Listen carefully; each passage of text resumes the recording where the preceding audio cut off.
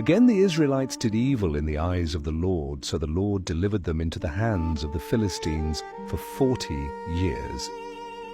A certain man of Zorah, named Manoah from the clan of the Danites, had a wife who was childless, unable to give birth. The angel of the Lord appeared to her and said, "You are barren and childless, but you are going to become pregnant and give birth to a son. Now see to it that you drink no wine or other fermented drink, and that you do not eat anything unclean. You will conceive and give birth to a son. He is to be set apart from God from birth. No wine, no unclean food, and no razor must touch his head. He will begin to deliver Israel from the hand of the Philistines." Then Manoah took a young goat together with the grain offering and sacrificed it on a rock to the Lord. And the Lord did an amazing thing while Manoah and his wife watched. As the flame blazed up from the altar toward heaven, the angel of the Lord ascended in the flame. Seeing this, Manoah and his wife fell with their faces to the ground. The woman gave birth to a boy and named him Samson. He grew, and the Lord blessed him. And the Spirit of the Lord began to stir him while he was in Mahaneh-dan, between Zorah and Eshtaol.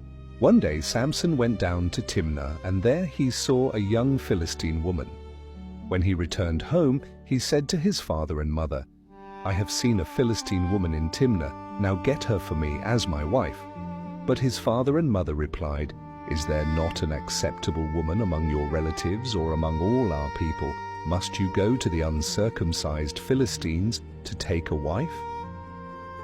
Yet Samson said to his father, "Get her for me. She is the right one in my eyes." His parents did not know that this was from the Lord, for the Lord was seeking an opportunity to confront the Philistines, for at that time they ruled over Israel. So Samson went down to Timnah together with his father and mother. As they approached the vineyards of Timnah, suddenly a young lion came roaring toward him.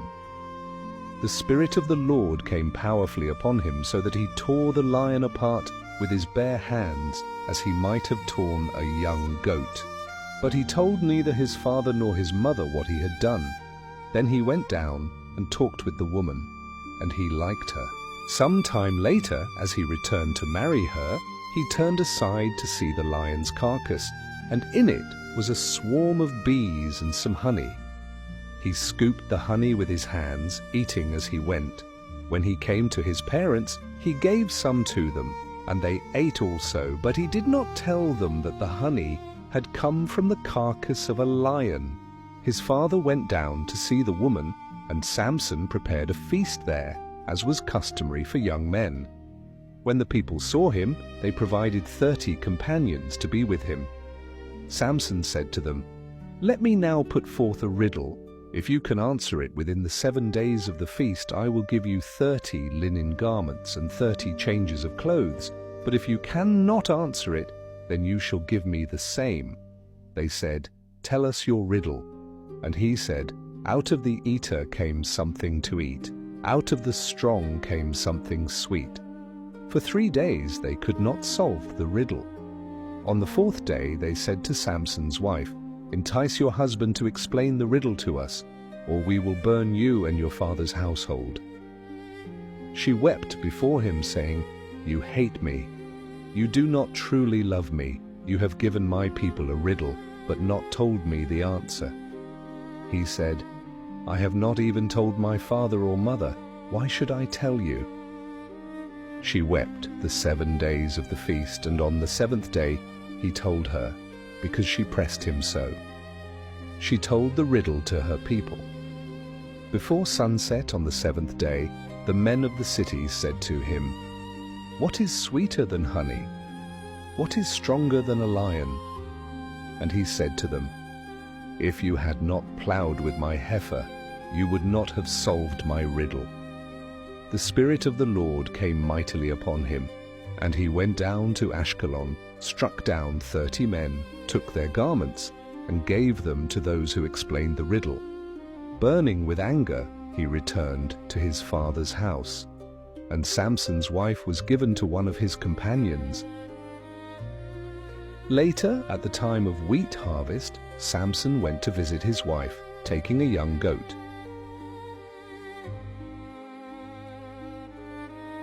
But her father said, "I thought you hated her, so I gave her to your companion. Is not her younger sister more beautiful? Take her instead." Samson replied, "This time I will be blameless when I harm the Philistines." So he caught 300 foxes, tied them tail to tail in pairs, fastened a torch to each pair, lit the torches, and released them into the standing grain of the Philistines. He burned up their shocks, standing grain, vineyards, and olive groves. The Philistines asked, "Who did this?" They were told, "Samson, because his wife was given to his companion." So they went and burned her and her father to death. Samson said, "Since you have acted like this, I will not stop until I have my revenge." He attacked them viciously and slaughtered many. Then he went down to live in the cave in the rock of Etam. The Philistines came up and camped in Judah. 3,000 men of Judah went to the cave and said, "Do you not know the Philistines rule over us? What have you done?" Samson answered, "I only did to them what they did to me." They said, "We have come to bind you and hand you over." He said, "Swear to me you will not kill me yourselves." They agreed, bound him with 2 new ropes, and led him up from the rock. As he approached Lehi, the Philistines came shouting toward him. The Spirit of the Lord came powerfully upon him. The ropes became like burned flax, and his bonds dropped from his hands.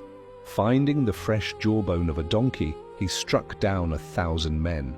Because he was very thirsty, he cried out to the Lord, "You have given your servant this great victory. Must I now die of thirst and fall into the hands of the uncircumcised?" God opened a hollow place in Lehi, and water came out. When he drank, his strength returned. Samson judged Israel for 20 years. One day Samson went to Gaza, where he saw a prostitute. He went in to spend the night with her. The people of Gaza were told, "Samson is here." So they surrounded the place and lay in wait for him all night at the city gate. They made no move during the night, saying, "At dawn we'll kill him." But Samson lay there only until the middle of the night.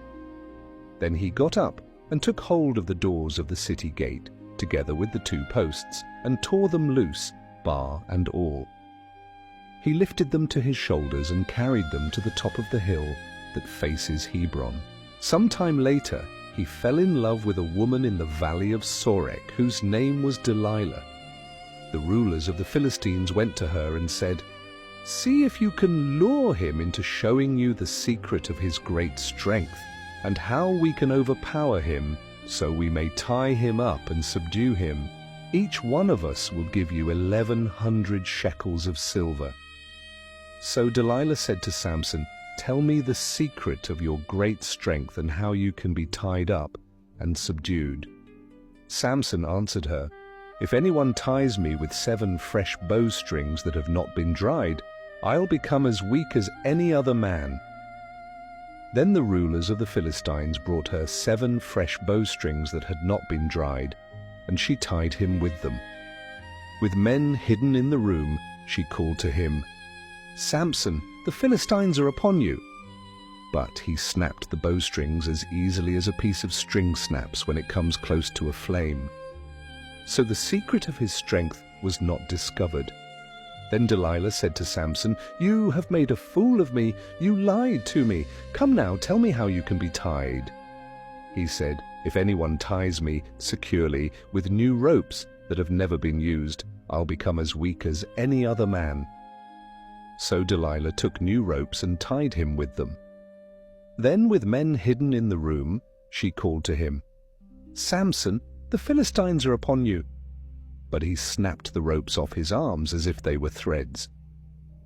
Delilah then said to Samson, "All this time you have been making a fool of me and lying to me. Tell me how you can be tied."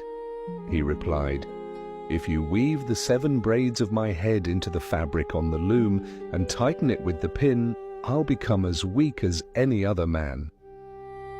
So while he was sleeping, Delilah took the 7 braids of his head, wove them into the fabric, and tightened it with the pin. Again she called to him, "Samson, the Philistines are upon you."